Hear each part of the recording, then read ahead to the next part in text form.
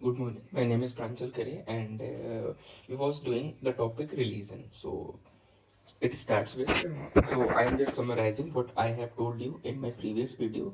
So if you have watched it earlier, so you can skip just 1 or 2 minutes of this video. So in religion, we have started with theism. In theism, we have done pantheism and panentheism. We have done pantheism and panentheism. Pantheism is God is universe. The concept of कण कण में भगवान है. In pantheism and panentheism, God is supreme and universe is a small entity which resides within God. So it's not like कण कण में भगवान है. God is given more superiority here, and universe is just a small subset of God. So this is about pantheism and panentheism. In last video, I have also told you the concept of bhakti movement comes from panentheism. So here comes from panentheism comes the bhakti movement. From here comes the bhakti movement. So in this video, I will tell you about bhakti movement, how it started and where it started first in either in South India or North India. So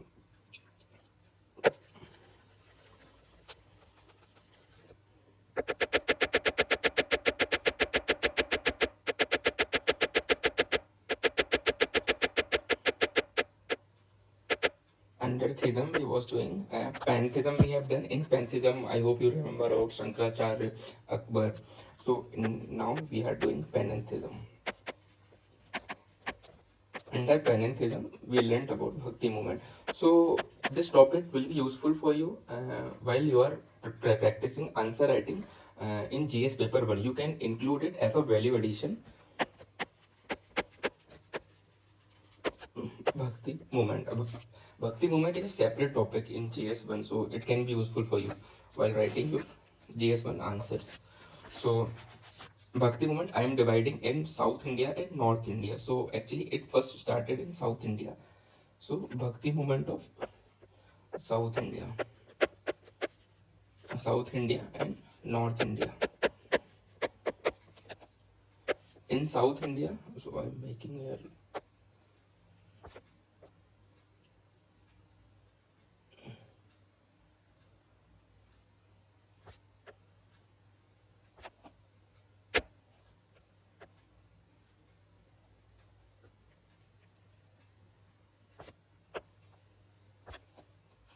This is the map of India. So Bhakti movement started in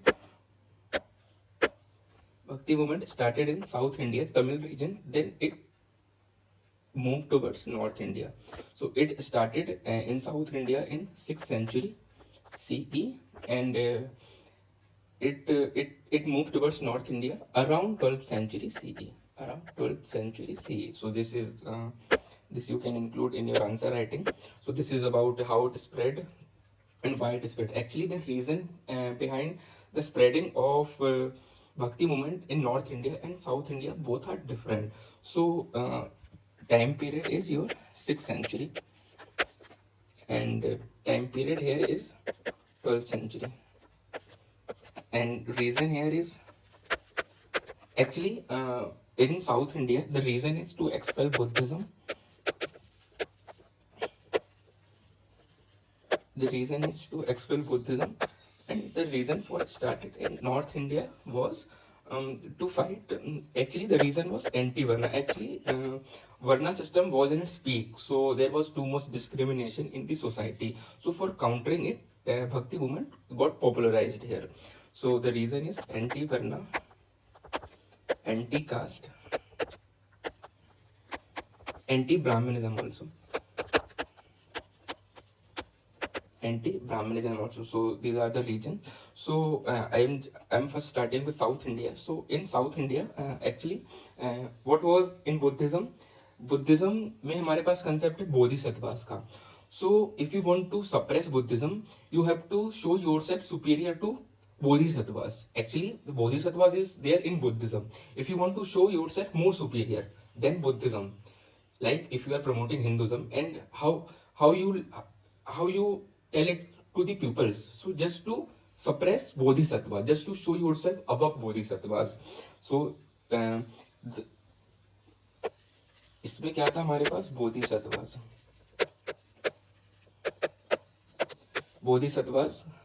The concept of bodhisattvas was there in Buddhism.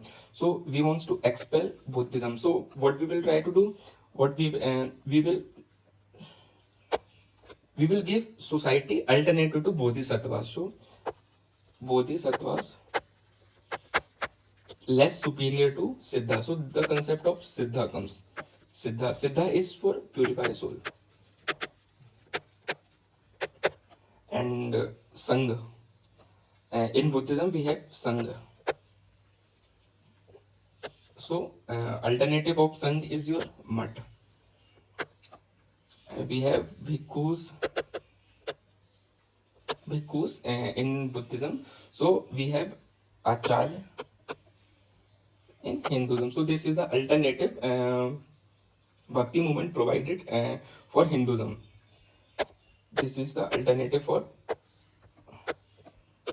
Buddhism in Hinduism. So Siddha is for Bodhisattvas, Mat is alternative of Sangha, and Bhikkhus is alternative of Acharya.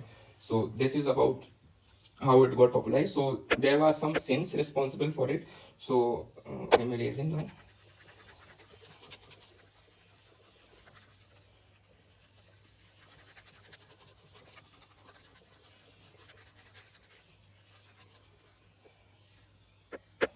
Actually, total some Alvar saint plus Nayanar saint.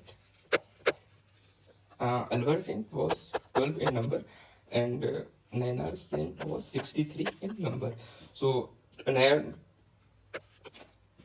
saint, I hope you know Shiv Bhakti, and this is for Vishnu Bhakti. Nayanar saint and Vishnu saint.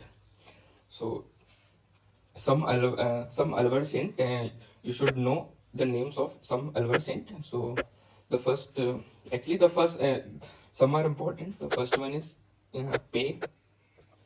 The second one is Pogai.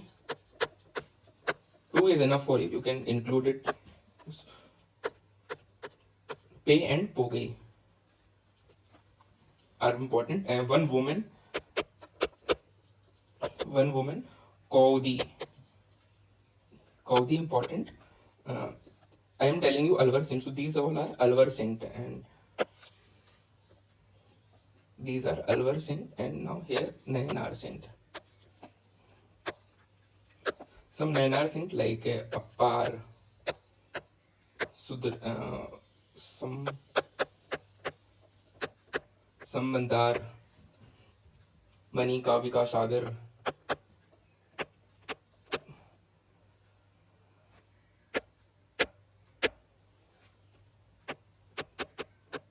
Manika Vasagar. So these are Nayanar saint. They were total 63 in number. I am just telling you some free because you can't memorize all the 363 or 12 Alvar saint. So it is too bulky to remember. So there was some woman also in Nayanar saint. Woman. You can write down in your copy as I am writing. So some woman around 4 to 5. I am just telling you some. So Karaikal, name of woman saint, and one more is your Ammayar. So there was some woman saint and some woman like Gandhi in Alvar saint, and Karaikal and Ammayar in Nayanar saint. So this is about the saint of Alvar and Nayanar. So I am now erasing.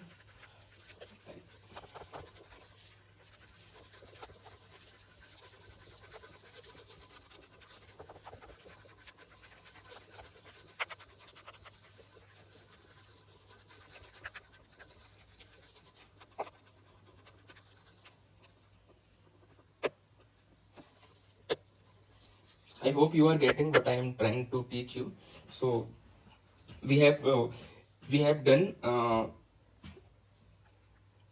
we have learned about Alvar and Nayanar saint. So in Now we will moving towards North India. In North India, we have what we have written. Just write down below it. I have just erased it. So in North India, we have the concept of Nirgun Bhakti and Sagun Bhakti. Nirgun Bhakti and Sagun Bhakti. So Nirgun Bhakti is worshipping form God, like worshipping idol worship in Nirgun Bhakti. So idol is your Krishna and Ram. Krishna and Ram worshipping idol. In Sagun Bhakti, sorry, I have just made a mistake here only. This is your Sagun Bhakti. This is your Nirgun Bhakti. This is your Sagun Bhakti, and this is your Nirgun Bhakti. So in Nirgun Bhakti, you worship formless God. There is no concept of idol here, so the only worship you Rama in a formless way. So this is about Sagun and Nirgun. I am giving you actually I have also told you the reason why it Bhakti movement started in North India is different. So actually the concept of Siddha was there in South India. Actually, if the reason was anti-caste, and what was there in North India, we have Siddha. So if here we are giving importance to Siddha, अगर हम सिद्धा को यहाँ पर importance देते हैं, so again it shows feudal identity, again it show the concept of superiority. So here there is no concept of siddha here, we have panth here, the concept of panth in North India. So I hope you have the concept of panth here. So it example Kabir Panth and Ramananda Panth. I hope you heard about Kabir Panth and Ramananda. We all. So this is about Sagun and Nirgun. I am giving you example of Sagun and Nirgun.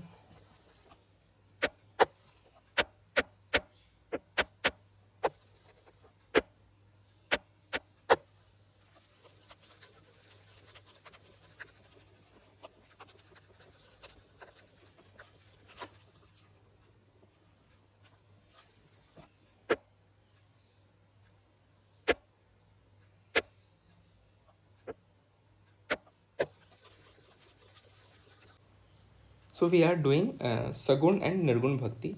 I am telling. I just told you Sagun and Nirgun. Nirgun and Sagun Bhakti. So one example of Nirgun is Raidas. Actually, there is too much complexity between Nirgun and Sagun. I hope you can equate it with your daily life example. There is no clear distinction Sagun Bhakti and Nirgun Bhakti. So actually, you see, we have Nirgun Bhakti Raidas, but Raidas disciple is Meera, and Meera, is Sagun Bhakti. Meera believes in Sagun Bhakti, Christian worship, idol worship. Krishna को ही वो सब कुछ मानती हैं. So nirgun bhakti is very difficult to understand. It is not easy. I hope you know. And sagun bhakti is too easy. Like you have to worship only idol. Idol is your Ram and Shiva. So sagun bhakti is easy.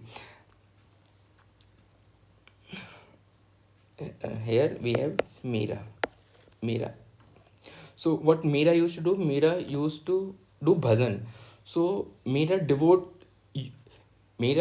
devoted completely towards Krishna.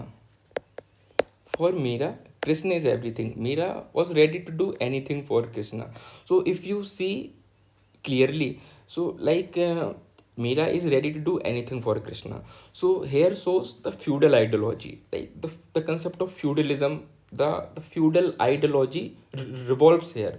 So if you recall it, I have just also told you the reason why it started in North India was anti-feudal, anti-varna, and Sagun Bhakti brings the concept of feudalism. So there is a gap created between Nirgun Bhakti and Sagun Bhakti. So this brings feudal ideology. this brings feudal ideology. And the originally the spread of bhakti movement was anti-feudal, so this contradict here. So there is a gap created between निर्गुण and इन दोनों के बीच में एक gap create हो जाता है निर्गुण and sagun भक्ति के बीच में.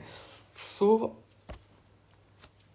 if you see some examples like Sufism and Sikhism, so in 15th century around, the gap is clearly shown between Sagun Bhakti and Nirgun Bhakti. So this gap is later filled by Sikhism and Sufism. Actually, if you see the concept of Sikhism, Sikhism is Nirgun in their philosophy, but they give the concept of Sagun Bhakti. So gap created and later filled by Sufism and Sikhism.